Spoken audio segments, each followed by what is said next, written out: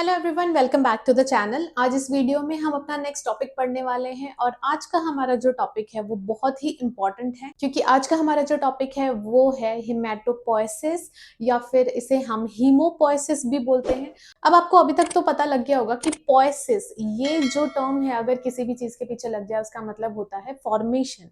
Okay, तो हीमोपोएसिस का क्या मतलब हो सकता है? हीम का मतलब होता है ब्लड, हीमो यहाँ पे हम ब्लड को बोल रहे हैं, पोएसिस का मतलब फॉर्मेशन। तो ब्लड सेल के फॉर्मेशन को हम बोलते हैं हीमोपोएसिस। ओके, तो बोर्ड पे ऑलरेडी मैंने लिख दिया हुआ है और एक लंबा सा फ्लो चार्ट बनाया है जिसको अभी हम थोड़ी देर में समझेंगे कि ये क्या है। ओके, तो हीमोपोएसिस या फिर हिमेटोपोएसिस का मतलब होता है process of formation of blood cells. अब इसमें हम एरिथ्रोसाइट्स, ल्यूकोसाइट्स, थ्रोम्बोसाइट्स सबकी बात कर रहे हैं। ऐसा नहीं है कि सिर्फ हम एक पर्टिकुलर सेल की बात करें, ब्लड सेल्स की बात कर रहे हैं।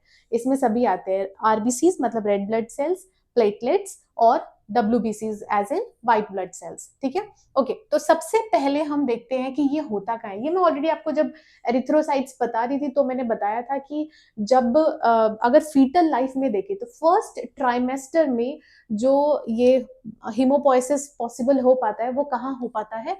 यॉर्क सैक में। ठीक है, फर्स्ट ट्राइमेस्टर में। मैं ट्राइमेस्टर को शॉर्ट छोड़ो लिख देती हूँ पूरा। फर्स्ट ट्राइमेस्टर में यॉर्क सैक में होता है, सेकेंड ट्राइमेस्टर में किस में होगा? स्प्लीन और लीवर में, और थर्ड ट्राइमेस्टर में रेड बोन मैरो में या फिर बोन मैरो में होना शुरू हो जाता है। उसके साथ साथ अच्छा, यहाँ पे रेड बोन मैरो अगर आप नहीं भी लिखते हो या फिर चलो रेड और येलो दोनों ही लिख दो क्योंकि हम यहाँ पे डब्ल्यूबीसीज की भी बात कर रहे हैं। तो रेड और yellow all over bone marrow आप लिख सकते हो। ठीक है, तो बोन मैरो में थ्रू आउट जो लाइफ हमारी रिमेनिंग लाइफ जो रहती है उसमें हमारे बोन मैरो में ही जो हीमोपोएसिस है वो हो पाता है। ठीक है, ओके। अब इसके बाद हम देखते हैं सबसे पहले हिमेटोपोएटिक स्टेम सेल्स। ठीक है, तो ये ऐसे सेल्स होते हैं जिनके ऊपर सारी रिस्पॉन्सिबिलिटी होती है कि यही सारे सेल्स को, ब्लड सेल्स को बनाएंगे। ठीक है, तो हिमेटोपोएटिक सेल्स।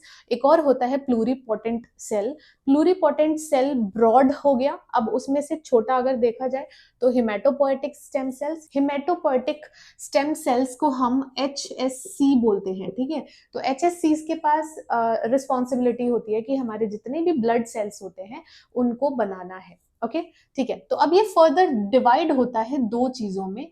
एक है कॉमन माइलॉइड स्टेम सेल्स जिसको हम CMS भी बोलते हैं, और दूसरी तरफ है कॉमन लिम्फोइड स्टेम सेल जिसको हम CLS भी बोलते हैं। ठीक है, CLS और CMS। ठीक है, वैसे शॉर्टकट आप मत यूज करो, ज्यादा बेटर है आप फुल नेम ही यूज करो। अगर आप कॉमन नहीं भी लगाते हो तो सिर्फ लिम्फोइड स्टेम सेल्स और माइलॉइड स्टेम सेल्स भी आप लिख सकते हो। ठीक है, ओके। तो ये तो हो गया कॉमन माइलॉइड सेल्स और कॉमन लिम्फोइड सेल्स। अब इसके फर्दर जो क्लासिफिकेशन है वो हम पढ़ते हैं।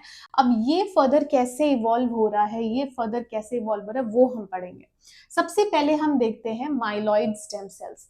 तो माइलॉइड स्टेम सेल्स से कौन कौन सी चीजें बन रही हैं यहाँ पे? सबसे पहले हम पढ़ेंगे एरिथ्रोसाइट्स का फॉर्मेशन। ठीक है, तो सबसे पहले क्या हो रहा है, हिमेटोपोएटिक स्टेम सेल्स जो है वो किस में कन्वर्ट हुए? Myeloid stem cells. Myeloid stem cells ने बनाया प्रो एरिथ्रोब्लास्ट। ठीक है, ब्लास्ट का मतलब क्या है कि ये अभी मेच्योर नहीं है, ये इमेच्योर है। ओके, अब देखो प्रो एरिथ्रोब्लास्ट बना, प्रो एरिथ्रोब्लास्ट के बाद क्या बना? एरिथ्रोब्लास्ट या फिर नॉर्मोब्लास्ट। ठीक है, एरिथ्रोब्लास्ट या फिर नॉर्मोब्लास्ट। अब इसमें क्या होता है, प्रो एरिथ्रोब्लास्ट में क्या है, फॉर्मेशन शुरू हो गई। एरिथ्रोब्लास्ट या फिर नॉर्मोब्लास्ट में HB भी बनना शुरू हो जाता है। जो हमारा हेमोग्लोबिन है वो कहाँ पे बनना शुरू हो जाता है? जब ये इस स्टेज में रहता है। ठीक है, अब उसके बाद क्या है, रेटिकुलोसाइट्स। रेटिकुलोसाइट में क्या हो रहा है, पूरी तरीके से जो हमारा ब्लड है अब वो रेडी हो चुका है, लेकिन अभी भी उसमें कुछ चीजें प्रेजेंट है। जैसे उसमें न्यूक्लियस नहीं प्रेजेंट होगा, न्यूक्लियस बस यहाँ तक प्रेजेंट है, इसके बाद न्यूक्लियस नहीं प्रेजेंट होता है। न्यूक्लियस तो प्रेजेंट नहीं है लेकिन फिर भी थोड़ा RNA उसमें हमें दिख रहा है। ठीक है, कुछ बाकी चीजें, रिमेनिंग जो चीजें हैं वो यहाँ पे रह गई हैं। उसके बाद रेटिकुलोसाइट्स से क्या बनता है?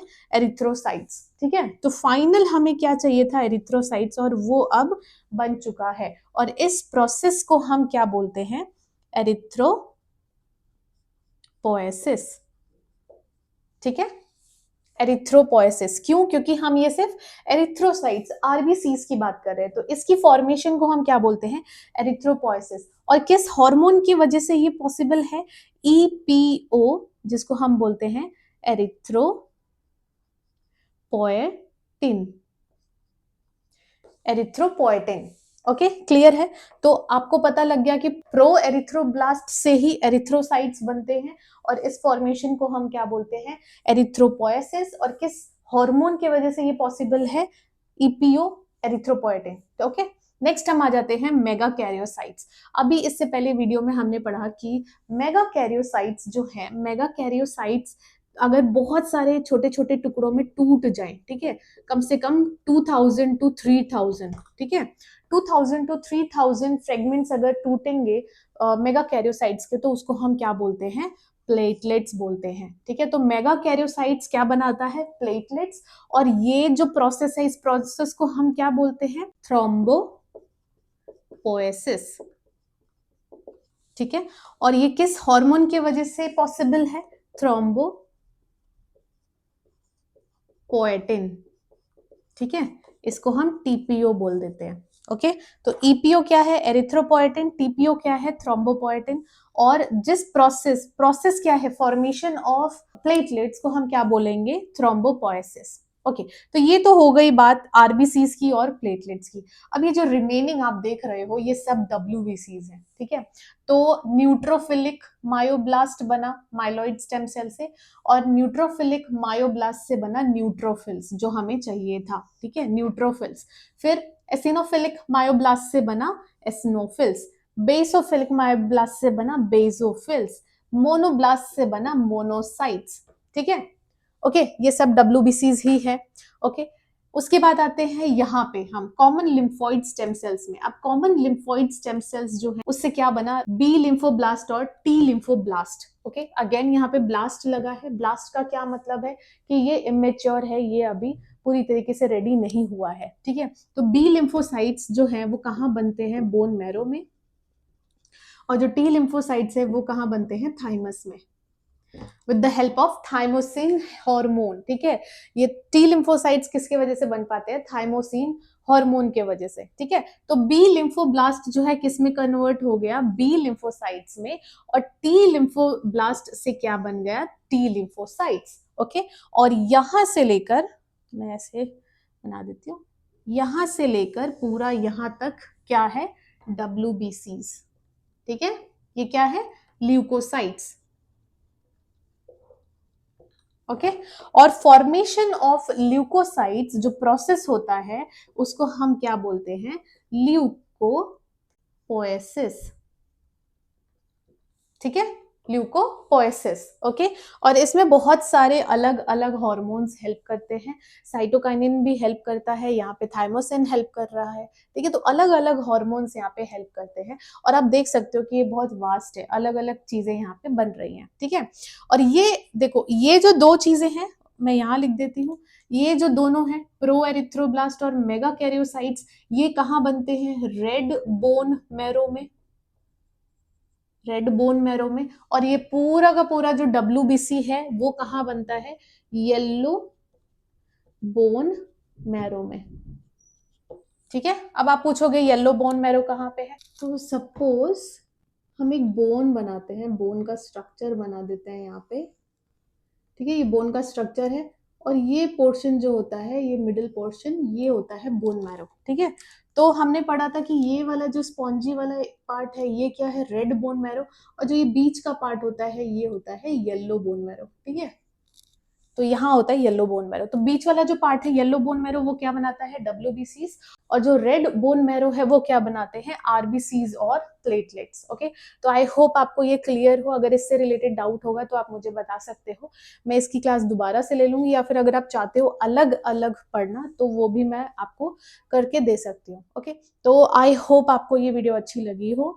अगर वीडियो अच्छी लगी तो वीडियो को लाइक करें, चैनल को सब्सक्राइब करें, और कोई भी डाउट या फिर रिकमेंडेशन है तो आप मुझे कमेंट सेक्शन में बता सकते हैं। Thank you so much for watching.